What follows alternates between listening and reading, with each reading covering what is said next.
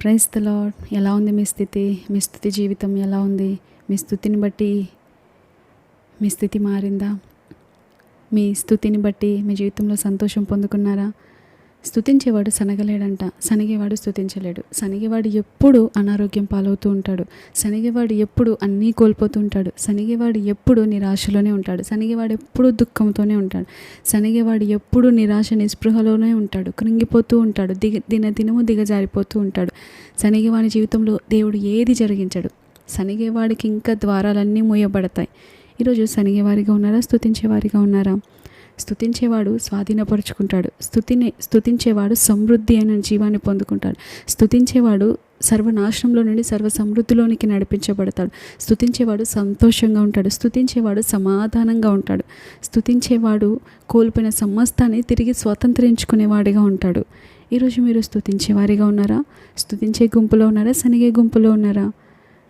నా స్థితి ఎంత స్తుతించినా మారట్లేదు అనే దానిపైన ఆలోచన కాదు. నా దేవుని నేను నమ్మకంగా దేవుని స్తుతిస్తున్నానా లేదా? నా దేవుని సంతోషపెట్టే రీతిగా నేను స్తుతిస్తున్నానా లేదా? అది మన ఫోకస్ అయి ఉండాలి.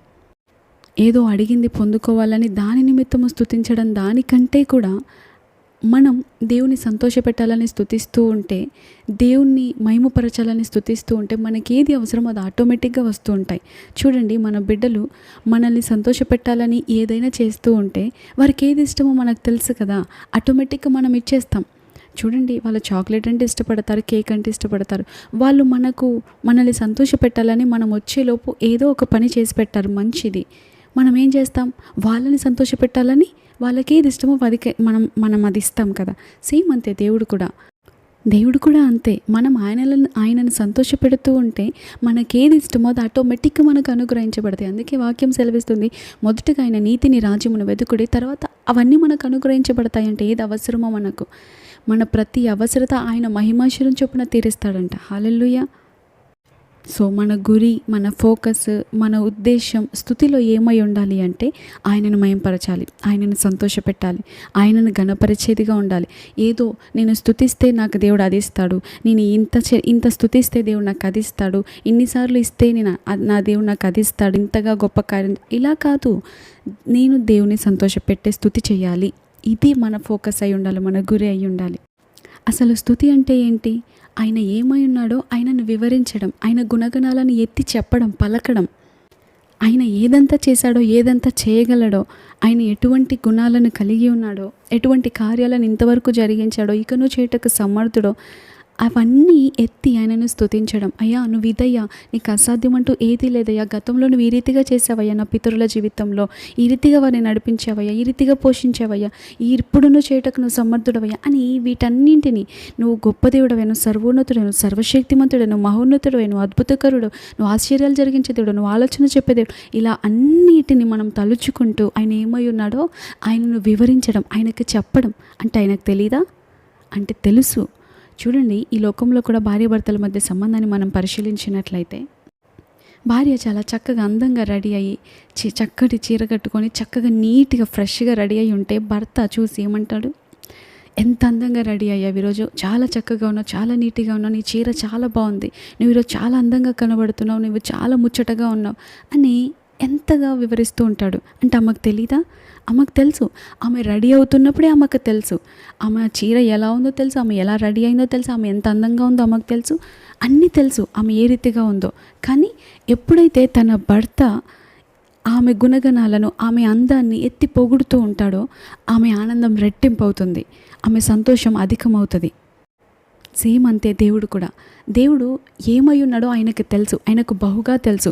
ఆయన ఏదంతా చేయగలడో ఆయనకు తెలుసు, ఏదెల్లా చేశాడో ఆయనకు తెలుసు. ఇప్పుడు మనం ఆయనను ఎత్తి స్తుతిస్తూ ఉన్నప్పుడు ఆయన మనల్ని బట్టి ఇంకా సంతోషిస్తాడు. అందుకే ఆయన వాక్యం సెలవిస్తుంది, ఇశ్రాయేలు చేయి స్తుతులపై ఆయన ఆసీనుడవుతాడంట. ఎక్కడైతే స్తుతి ఉంటుందో దేవుడు అక్కడ సంతోషంగా అక్కడ నివాసం చేస్తాడు. మనం గతంలో ఒక మాట చెప్పుకున్నాం, మీకు గుర్తుందో లేదో. ముగ్గురు కోడళ్ళు ఉంటారు. ఇద్దరు పేరెంట్స్ వృద్ధాప్యంలో ఉన్నటువంటి వారు మొదటి కోడల దగ్గర ఉందామా, రెండో కోడల దగ్గర ఉందామా, మూడో కోడల దగ్గర ఉందామా అని వాళ్ళు డిస్కస్ చేసుకుంటూ ఉన్నారు. భార్యాభర్తలు ఇద్దరు కూడా వృద్ధాప్యంలో ఉన్నారు. మొదటి కోడల దగ్గర ఉందామంటే అమ్మో ఆమె గయ్యాలి, స్వార్థపరురాలు, కోపిష్టి, ఆమె దగ్గర ఉండాలంటే మనకు అసాధ్యం. రెండో కోడల దగ్గర ఉందామా అంటే అమ్మో ఆమె సరిగ్గా చూసుకోదు, ఎందుకంటే బాగా చదివిన వ్యక్తి, చాలా జ్ఞానవంతురాలు, విలేజీ వాతావరణస్తురాలైన మనలను ఆమె సరిగ్గా చూసుకోలేదు, పట్టించుకోదు అని. మరి మూడో కోడల దగ్గర ఉందామా అంటే ఆమె చాలా దీనురాలు, చాలా పేద కుటుంబం నుండి వచ్చింది, కనీస అవసరతలు కూడా ఆమెకు లేని స్థితిగతుల్లో నుండి వచ్చింది, ఎంతో ప్రేమ కలిగినది, గౌరవించేది, కాబట్టి ఆమె దగ్గర ఉందామా అని ఆలోచించుకుంటూ ఉన్నారు. నిజానికి ఈ ముగ్గురు కోడళ్ళ దగ్గర ఈ వృద్ధాప్యంలో ఉన్నటువంటి భార్యాభర్తలు ఇద్దరు ఎవరి దగ్గర ఉంటారు? ఈ ముగ్గురు కోడళ్ళల్లో మూడో కోడల దగ్గర ఉండడానికి ఇష్టపడతారు. ఎందుకు? ఆమె ఘనపరిచేది, ఆమె గౌరవించే స్త్రీ, ఆమె ప్రేమ కలిగిన స్త్రీ. దేవుడు కూడా అంతే. ఒక వృద్ధాప్యంలో ఉన్న ఒక మనుష్యులే ఆ రీతిగా ఆలోచిస్తే ప్రేమ ఎక్కడ ఉంటుందో, ఆప్యాయత ఎక్కడ ఉంటుందో, అనురాగం ఎక్కడ ఉంటుందో, ఆదరణ ఎక్కడ ఉంటుందో, వాళ్ళు ఏ రీతిగా ఆశిస్తున్నారో అది ఎక్కడ ఉంటుందో అక్కడ ఉండడానికి ఇష్టపడుతున్నారు. సేమ్ దేవుడు కూడా అంతే కదా. మరి దేవుడు ఎక్కడ స్తుతి ఉంటుందో అక్కడ ఉండాలని ఇష్టపడుతున్నాడు. ఎక్కడ స్తుతి ఉంటుందో అక్కడ ఉండే దేవుడు పక్షపాతి కాడు, దేవుడు స్వార్థపరుడు కాదు. దేవుడు మన హృదయాలను ఎరిగిన దేవుడు. ఎక్కడైతే స్తుతి ఉంటుందో అక్కడ ఉంటానని సెలవిచ్చిన దేవుడు, మాట తప్పని దేవుడు. ఇద్దరు ముగ్గురు ఏకీభవిస్తే అక్కడ ఉంటానని సెలవిచ్చిన దేవుడు, మాట తప్పని దేవుడు. కానీ మనం ఏం చేస్తామంటే మంచి జరిగినప్పుడు దేవుని స్తుతిస్తూ ఉంటాం, ఏదైనా చెడు జరగగానే వెంటనే సనుగుతూ ఉంటాం, గొనుగుతూ ఉంటాం.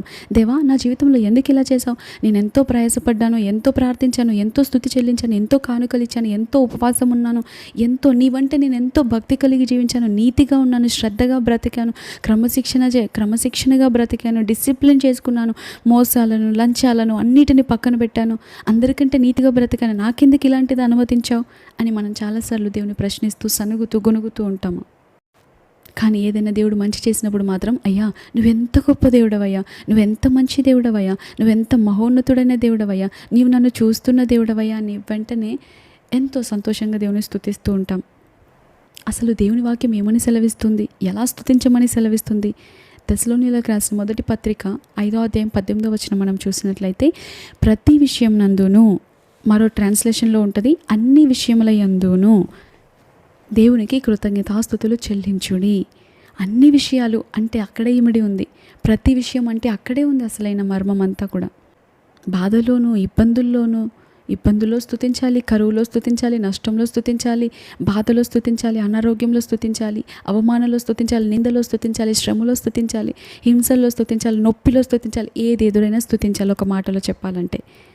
కానీ మనం ఏం చేస్తామంటే ఆ వాక్యాన్ని మనకు అనుకూలంగా మార్చుకొని ఆ ప్రతి అనే మాటని తీసివేసి, మంచి జరిగినప్పుడు దేవునికి కృతజ్ఞతాస్తుతులు చెల్లించాలి, అనుకున్నది జరిగినప్పుడు దేవునికి కృతజ్ఞతాస్తుతులు చెల్లించాలి, ప్రార్థనకు జవాబు వచ్చినప్పుడు దేవునికి కృతజ్ఞతాస్తుతులు చెల్లించాలి, దేవుడు ఒక ఉద్యోగాన్ని ఇస్తే దేవుని కృతజ్ఞతాస్తుతులు చెల్లించాలి, దేవుడు ప్రార్థనకి ప్రతిఫలం ఇస్తే కృతజ్ఞతాస్తుతులు చెల్లించాలి, గర్భఫలం ఇస్తే కృతజ్ఞతాస్తుతులు చెల్లించాలి, వివాహం జరిగిస్తే కృతజ్ఞతాస్తుతులు చెల్లించాలి, దేవుడు ద్వారాలు తెరిస్తే కృతజ్ఞతాస్తుతులు చెల్లించాలి అని ఇలా మనకు అనుకూలంగా ఆ వాక్యాన్ని మలుచుకొని పరిమితం చేస్తాం, లిమిట్ చేస్తాం. ఆ వాక్యాన్ని మనకు అనుకూలంగా మార్చుకోవడం కాదు, మనం దేవుని వాక్యానికి అనుకూలంగా మారాలి.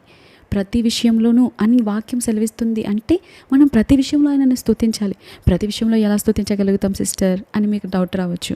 స్తుతించగలుగుతాం, అది సాధ్యమేనా అంటే సాధ్యమే, 100% సాధ్యమే. దేవుని ప్రేమించువారంట ఆయనను ప్రేమిస్తున్నామని ఎలా తెలియజేయగలుగుతాం? ఆయన ఆజ్ఞలను అనుసరించుట ద్వారే కదా. ఆయన ఆజ్ఞలను మనం క్రియల్లో చూపించాలి. ఆ రీతిగా మనం చేసినప్పుడే ఆయనను ప్రేమిస్తున్నామని అర్థమవుతుంది. కాబట్టి ఈరోజు మీ జీవితంలో ఏది ఎదుర్కొంటున్నప్పటికీ, ఏ పరిస్థితుల్లో ఉన్నప్పటికీ, ఏ పోరాటంలో మీరు పోరాడుతున్నప్పటికీ, ఎటు చూసిన మూయబడిన ద్వారాలు కనబడుతున్నప్పటికీ, గందరగోళంగా ఉన్నప్పటికీ, జీవితంలో అనుకున్నది ఏది జరగకపోతున్నప్పటికీ, ప్రార్థనకు ప్రతిఫలం రాకపోతున్నప్పటికీ, స్తుతికి స్థితి మారకపోతున్నప్పటికీ, తగిన రీతిలో తగిన సమాధానం రాకపోతున్నప్పటికీ ఆయనను స్తుతించేవారిగా ఉండాలి. మనకు ఈ రోజుల్లో ఇన్స్టెంట్ అలవాటైపోయి వెంటనే స్తుతించిన వెంటనే ఫలితం ఆశిస్తాం, ప్రార్థించిన వెంటనే ఫలితం ఆశిస్తాం. ఈ లోకంలో ఒక విత్తనాన్ని విత్తి చూడండి, అది వెంటనే ఫలిస్తుందా? వెంటనే అసలు మొలకెత్తడమే ఆలస్యం, మొలకెత్తడమే చాలా వారాలు నెలలు పడుతుంది. కొన్ని విత్తనాలు అయితే సంవత్సరాలు పడుతుంది. మీకు గతంలో చాలాసార్లు చెప్పాను. ఒక టమాటా గింజ విత్తనం మొలకెత్తడానికి కొద్ది రోజులే పడుతుంది. వారాల్లో మొలకెత్తుతుంది. త్వరగా కాస్తుంది. నెలల్లోనే కాస్తుంది. తర్వాత నెలల్లోనే వాడిపోతుంది. ఒక మిరప గింజను చూసినట్లయితే అది కొన్ని నెలల్లోనే మొలకెత్తుతుంది. కొన్ని నెలల్లోనే కాస్తుంది. తర్వాత చనిపోతుంది.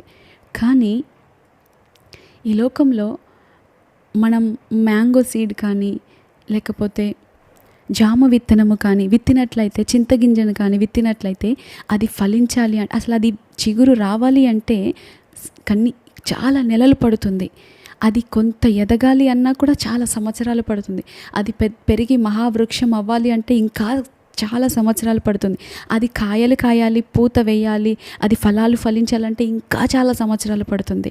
కానీ చూడండి, గమనించండి, ఒక టమాటా గింజ కొద్ది కాలమే ఉంటుంది. కొంత ఫలం ఇస్తుంది, వెంటనే చనిపోతుంది. మిరపగింజ కొంత ఫలం ఇస్తుంది, ఫలిస్తుంది, వెంటనే చనిపోతుంది. కానీ మ్యాంగో సీడ్ తరతరాలకు ఫలింపునిస్తుంది.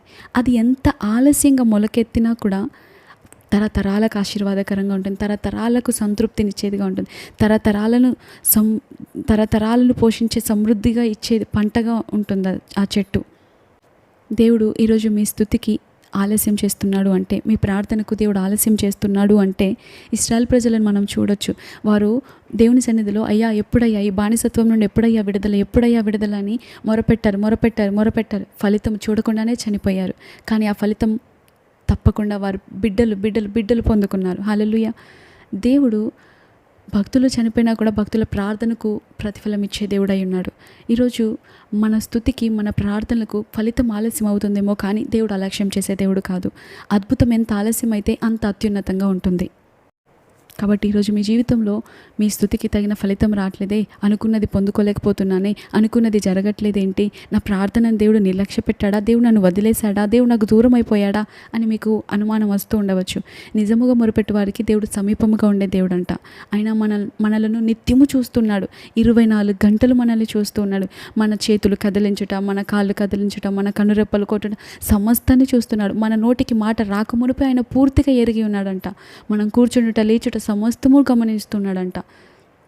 కాబట్టి ఫలితం ఆలస్యం అయిపోతుంది అని దేవుడు విడిచిపెట్టాడేమోనని నిరాశపడకండి. దేవుడు విడవని దేవుడు, ఎడబాయని దేవుడు, మరిచిపోని దేవుడు, మారని దేవుడు, మరువని దేవుడు, నిన్న నేడు నిరంతరం ఏకరీతిగా ఉండే దేవుడు. దేవుడు అబ్రహాము కాలంలో అబ్రహాముకి ఏ రీతిగా తోడైనాడో నేడు మనకు కూడా అదే రీతిగా ఉండి అదే రీతిగా తోడై ఉన్నాడు. అబ్రహాము, ఇస్సాకు, యాకోబుల దేవుడైనటువంటి మన పితరుల దేవుడు వారికి సహాయం చేసిన రీతిగానే మనకును సహాయం చేయడానికి సిద్ధంగా ఉన్నాడు. కాబట్టి నిరాశపడకండి. మీరు వెళ్తున్న మార్గాల్లో ప్రతిదాన్ని బట్టి ఆయనను స్తుతించండి. మంచి జరిగితేనే కాదు, మంచి జరిగితే ఈ లోకంలో ఉన్న వారు కూడా పార్టీ చేసుకోండి, సంతోషంగా ఉంటారు. కాబట్టి మంచి జరిగినప్పుడు మాత్రమే కాదు, మంచి జరిగినప్పుడు స్తుతించండి, చెడు జరిగినా స్తుతించండి. ఎదుర్కొంటున్న ప్రతి పరిస్థితుల్లోనూ ఆయనను స్తుతించండి. కీడు జరిగిందా అయినా దాన్ని బట్టి స్తుతించండి. దేవుడు దాన్ని కూడా మేలుగా మార్చగలిగిన సమర్థుడు. కాబట్టి ఎదుర్కొంటున్న ప్రతి దాన్ని బట్టి ఆయనను స్తుతించండి. ప్రతికూల పరిస్థితుల్లో సహితము ఆయనపై ఆధారపడి నమ్మకం విడిచిపెట్టక, విశ్వాసం కోల్పోక ఆయనను స్తుతించి ఆయన ఇచ్చి దాన్ని స్వతంత్రించుకుందాం. అట్టి కృపభాగ్యం దేవుడు మనకు అనుగ్రహించి నడిపించును గాక. ఆమేన్. Thank you all. Praise the lord.